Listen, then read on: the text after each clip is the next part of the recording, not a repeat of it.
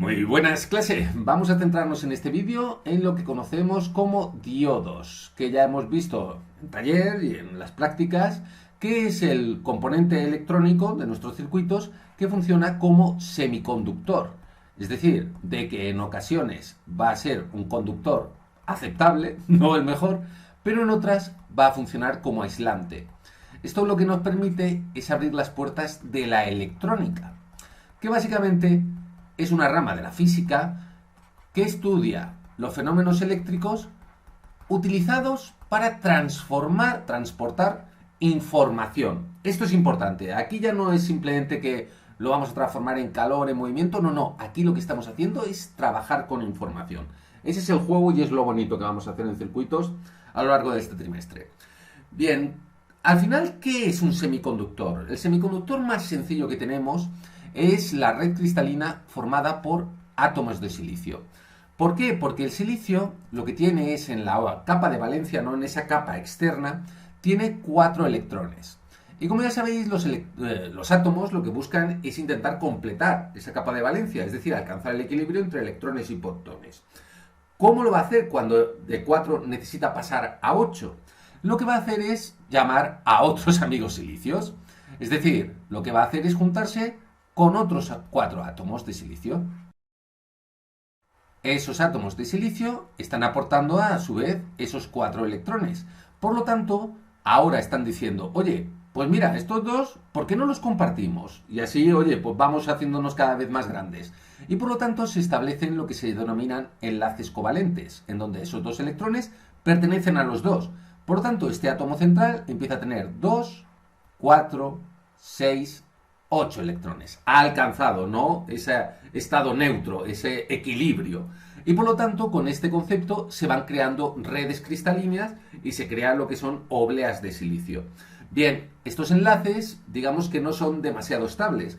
Por lo tanto, lo que permite es que en ciertas condiciones de presión o que pasemos electricidad, esa red cristalina de silicio funcionará algunas veces como conductor y otras veces como aislante. Bien, pero digamos que es un semiconductor que tampoco trabaja demasiado bien. ¿Por qué? Porque es un semiconductor puro. Es un semiconductor que denominamos intrínseco. Es decir, su propia naturaleza es de semiconductor, pero no termina de funcionar demasiado bien. Nosotros, sin embargo, podemos dopar estas obleas, ¿no?, estas redes cristalinas de silicio, a través de sustituir a alguno de sus átomos. Y entonces lo podemos hacer de dos formas. Por ejemplo, vamos a introducir átomos que en vez de tener 4 electrones en esa capa externa, van a tener 3. Por ejemplo, el aluminio. El aluminio, ya digo, tiene 3 electrones en esa capa externa. Y lo hemos introducido en esa red cristalina, es decir, tiene 4 átomos de silicio a su alrededor. Bien, ¿qué ocurre ahora? Que ahora ese átomo de aluminio, de repente empezamos a contar los electrones que tiene, 2, 4, 6, 7. De repente, ¿qué ocurre? Que todavía tendría un hueco aquí para otro electrón. Cuando faltan electrones, cuando vemos que hay esos huecos, esas, digamos, cargas positivas, es lo que ya hemos visto en la parte de electricidad, conocemos como un polo positivo. Está buscando, quiere atraer electrones, ¿no?, para poder alcanzar ese equilibrio. Por otro lado, podemos hacer lo que ya digo que es el dopaje, es decir, esa introducción de un átomo dentro de la red cristalina. Podemos realizar el dopaje, en este caso, en vez de con átomos que tienen esos 3 electrones, podemos utilizar átomos que tienen 5, como por ejemplo el fósforo. En este caso, ya digo, tiene esos 5 electrones en su capa externa. Y de nuevo lo estamos metiendo en esa red cristalina. Es decir, tiene esos 4 átomos de silicio a su alrededor. Bien, vamos a contabilizar cuántos átomos tiene ahora. ¿Cuántos electrones, perdón, tiene ese átomo de fósforo? Y empezamos. 2, 4, 6, 9. Porque fijaos que ahora este sobra. Por lo tanto, es un electrón que quiere salir, que quiere moverse. Por lo tanto, igual que aquí teníamos huecos y es un polo positivo, en este caso, como sobran electrones, lo que tenemos es un polo negativo. Muy bien. Pues el diodo es básicamente utilizar esos dos tipos de dopaje e incluirlos en ese componente que es el que denominamos diodo. Es decir, lo que hacemos es coger esos dos redes dopadas, ese polo positivo y ese polo negativo, y lo ponemos junto. Es decir, ponemos aquí ese trocito dopado con aluminio, ese polo positivo, y al lado ese trocito de polo negativo dopado con fósforo. Ya digo que pueden ser otros elementos, pero estos son los más comunes. Pues bien, esta simple unión, es lo que nosotros después dibujamos siempre en nuestros circuitos con esta forma. Es decir, esto es el diodo y esto es como lo encontramos en taller. Este tipo de cilindro con una línea que marca la dirección de ese negativo. Bien, si os fijáis, tanto el simbolito como el cilindro lo que nos está indicando es una dirección. Esto es importante. Tened en cuenta que ese diodo es un semiconductor. Lo que estamos consiguiendo al unir ese polo positivo y polo negativo es que en esa zona intermedia, aquí, vamos a tener como una especie de barrera, un potencial de barrera, que es lo que va a permitir que funcione como conductor o como aislante. Bien, ¿cómo va a funcionar en este caso el diodo como conductor? Como veis, la propia forma, este simbolito, nos está indicando la dirección en que debemos conectar ese diodo. Es decir, nosotros cuando conectemos el diodo, ese ánodo, al polo positivo y el cátodo al polo negativo, está funcionando como conductor. Es decir, cuando está en la dirección del sentido convencional de la electricidad.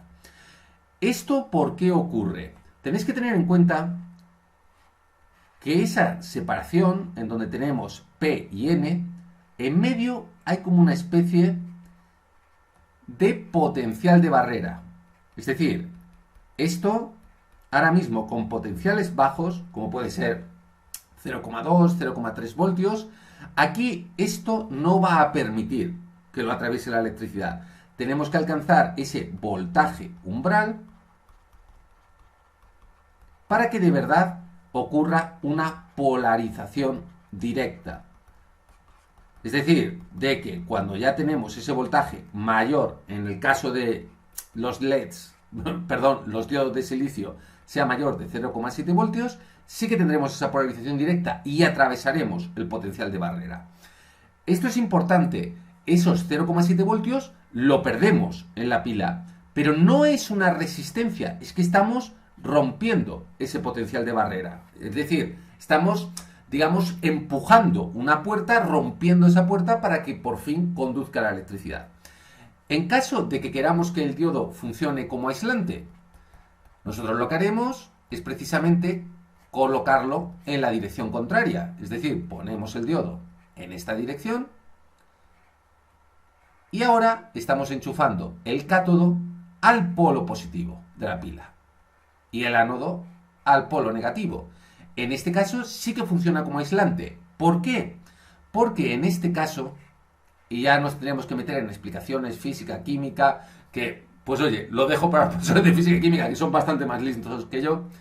Ese potencial de barrera que aquí era pequeño, esos 0,7 voltios, aquí ese potencial es mucho más grande. Mucho más grande. Y repito, tiene sus explicaciones. Bien, para poder aprovechar, ¿no?, ese potencial de barrera que ahora tenemos es mucho mayor, el voltaje umbral es lo que vamos a conocer como voltaje de rotura. ¿Por qué? Porque aunque esto funcione como aislante, es decir, con voltajes bajos, 5, 6, 10, incluso 100 voltios, habrá un voltaje de rotura en donde ya ese diodo, cuando lo alcanza, no lo hemos cargado. Esto ya no funciona. Nos hemos cargado el diodo. Eso es importante. Y esto es lo que conocemos como polarización inversa. Es decir, al final lo que estamos dando vueltas es simplemente que cuando tengamos esa unión PN conectado positivo o negativo es polarización directa y por lo tanto esa es conductor, y en el caso de que lo tengamos en sentido inverso es polarización inversa y funciona como aislante. Bien, esto que es algo sencillo, en verdad es más complejo de lo que parece si analizamos lo que es la curva de voltaje-intensidad del diodo. Y que en verdad es lo que nos permite entender cómo funciona ese diodo. Es decir, nosotros ahora vamos a entender un poquito este concepto de por qué tenemos esos voltajes de umbral, voltaje de saturación, voltaje de rotura, etc. Bien, vamos a dibujar una gráfica en donde en nuestro eje vertical vamos a tener la intensidad que está atravesando el diodo y en el eje horizontal el voltaje. Lo que tenemos que entender es que el voltaje va a ser positivo cuando estemos en polarización directa, es decir, cuando ese diodo funciona como conductor. Y ya sabéis que eso ocurre cuando ese diodo está conectado de esta forma a lo que es la pila. Sencillo. Ya digo que al final estamos repitiendo los mismos conceptos una y otra vez. Igualmente, ese voltaje negativo quiere decir que es la polarización inversa. Es decir, cuando el diodo funcione como aislante.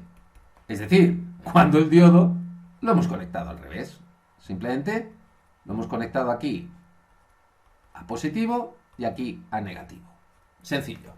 Bien, lo que vamos a tener en esa polarización directa, vamos a ir por pasos, es que al principio cuando tenemos un voltaje pequeño, como ya habéis visto, hasta que lleguemos a ese valor, que en el caso, ya digo que por ejemplo los diodos de germanio me parece que es en torno a 0,2, pero lo normal es que nosotros trabajemos con los de silicio y va a ser en torno a 0,7 voltios, aquí no hay intensidad, es aislante.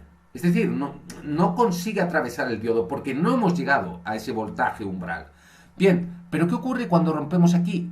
Que de repente, con muy poco aumento de voltaje, la intensidad se dispara. Se va a disparar muchísimo.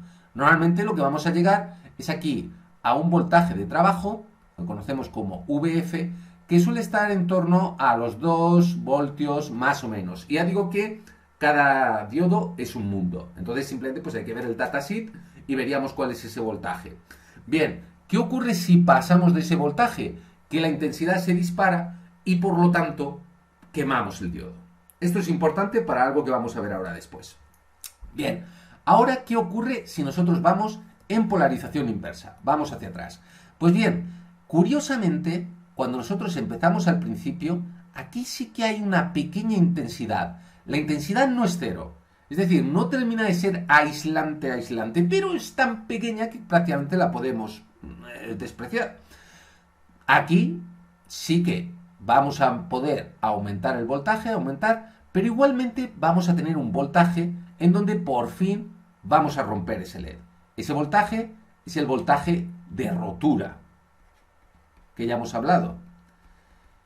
Y además aquí esto no nos permite dar marcha atrás. Aquí es cuando ocurre el fenómeno de avalancha de lo que es el diodo. Y ahí ya hemos quemado el diodo. Es sencillo, simplemente ahí tendríamos que mucho más grande el valor. Ya digo que puede llegar a ser 100 voltios o lo que pongan en el datasheet. Pero ahí al final sí que romperíamos ese potencial de barrera que hemos hablado. Lo romperíamos y quemaríamos el LED.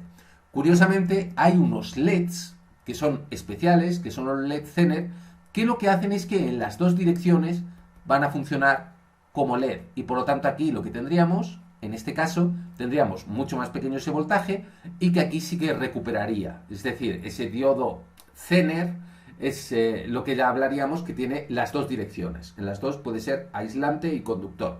Pero bueno, eso ya para cuarto. Bien, ahora lo que me interesa, y esto es lo que, y con esto vamos a terminar lo que es este vídeo, daos cuenta de que nosotros aquí vamos a tener con voltajes muy pequeños, vamos a quemar ese diodo. Es decir, nosotros en cuanto pasamos ese voltaje umbral, de repente la intensidad se dispara.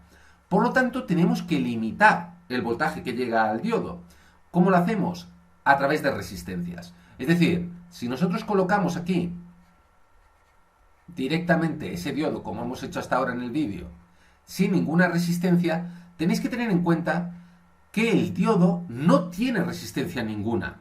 Por lo tanto, si lo conectamos directamente, lo que tendremos, como la intensidad es igual al voltaje partido de la resistencia en este circuito va a ser cero. Por lo tanto, la intensidad será infinita y quemaremos el diodo. Para proteger ese diodo, lo que tendremos que hacer siempre es poner el diodo junto con una resistencia. Aquí.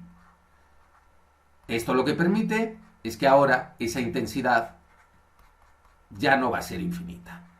Ya nos tendríamos que meter a nivel de cálculo de qué resistencia necesitamos asociar para llegar a ese voltaje, pero ahí ya, pues oye, eso ya son ejercicios, eso ya es trabajo, pero lo que es el concepto teórico ya lo tenemos aprendido en este vídeo. Entonces, esto es lo necesario para el nivel de tercero. Ya los que vayáis a cuarto, ya nos meteremos más en harina y veremos más cosas más complejas. Pero con esto yo creo que viene bien de soporte para el examen y los ejercicios que estamos haciendo en clase. Venga, gente, seguimos trabajando igual de bien.